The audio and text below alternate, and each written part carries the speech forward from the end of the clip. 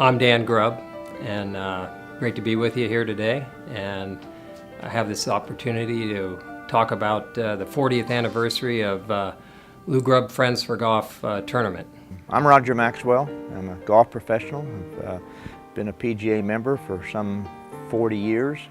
I'm passionate about the game, I'm passionate about the business, and I'm passionate about the Lou Grubb Friends for Golf tournament. And it's nice to be here this evening. Thank you. Well, initially the first 3-4 years was a tournament Lou began with very small beginnings, you might say, of 15, 18, 24 people.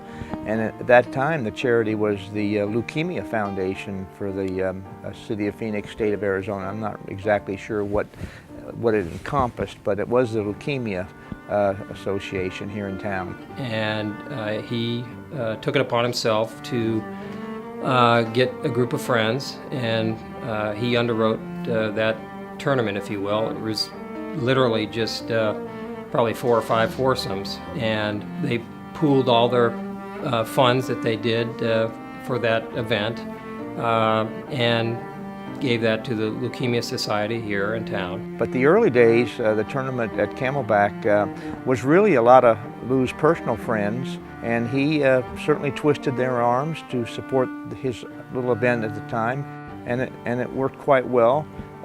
For him to make $16,000 or $18,000 for the tournament, and he picked up all the expenses, that was a big deal back then. I first became involved with the Lou Grubb tournament after meeting Lou in the early 70s. He moved his tournament that was at that time being held at the Arizona Biltmore Country Club.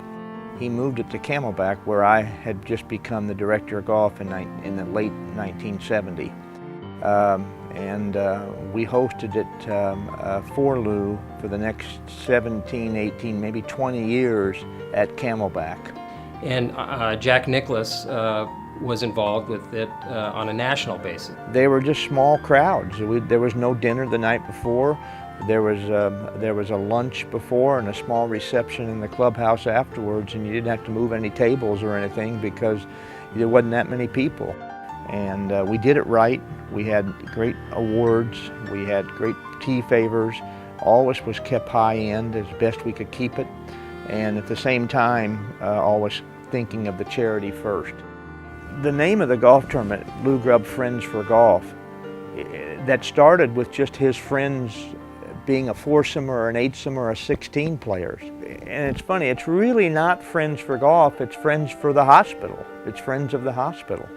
St. Joe's Barrow, St. Joe's. In 1986 was affected with a cerebral brain aneurysm, and the decision was made to move him to Barrow and BNI and Dr. Spetzler specifically.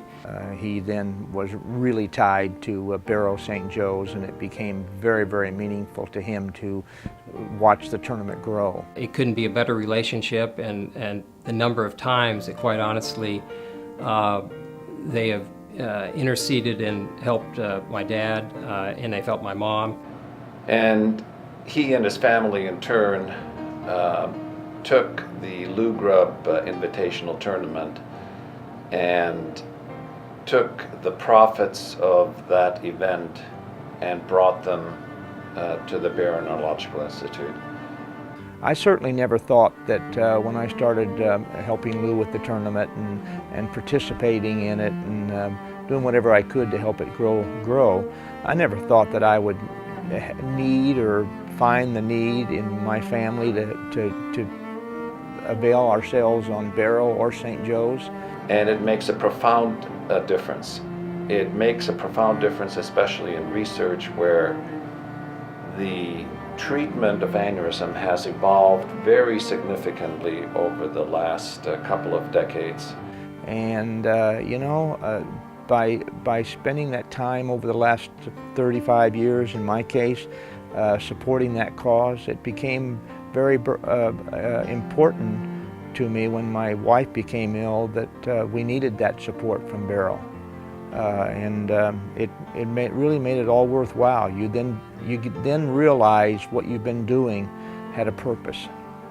None of this would have been possible without the incredible support that we get from the community, and in this case specifically, obviously, from the Lou Grubb tournament. Well, I mean, without Barrow, there's no way I'd be where I am right now. They are amazing, every single one of them. The nurses, the doctors, the therapists, they're all life changers, and it would be completely different without Barrow. Obviously, day in and day out, there are so many people that are helped in the valley with the institution that's there today. You just have a good feeling knowing that in some small way that we and the people today that are here are playing a part in helping. It makes you feel good. But you never get it until you're there. And all these fundraisers, and it's great that people are in the audience and they might be connected personally, and a lot of people are there because of Lou and his family, and it matters so much to them.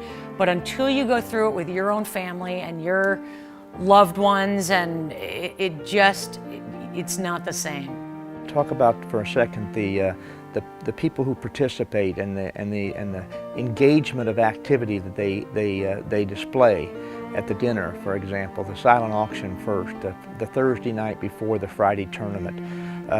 It's electrifying. I mean, because number one, there's 500 plus people, and number two, while everybody doesn't raise their hand and buy things, they're there to support the tournament. In their own way, they're finding a way to help support the charity. Lou's a give-back kind of guy. Lou's the type of person that was very caring.